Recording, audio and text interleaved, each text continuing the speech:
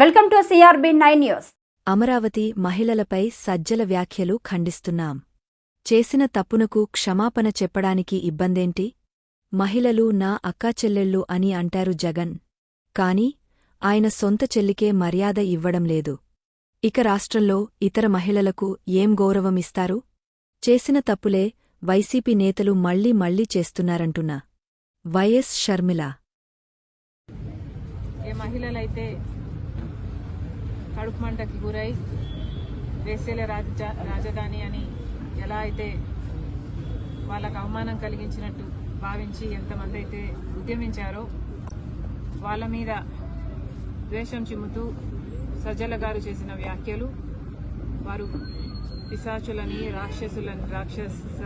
రాక్షసుల్లాగా ప్రవర్తిస్తున్నారని, ఇంకా చాలా నీచంగా సంకర జాతి అని చాలా నీచంగా మాట్లాడడం జరిగింది.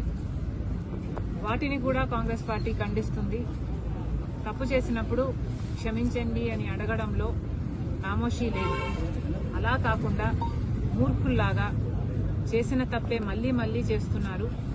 ఇది వైసీపీకి కొత్తేమీ కాదు.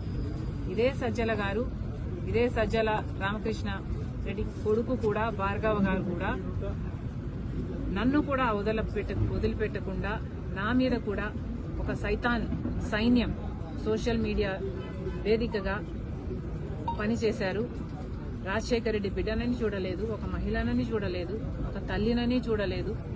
చాలా కించపరిచిన సందర్భాలు అనేకం.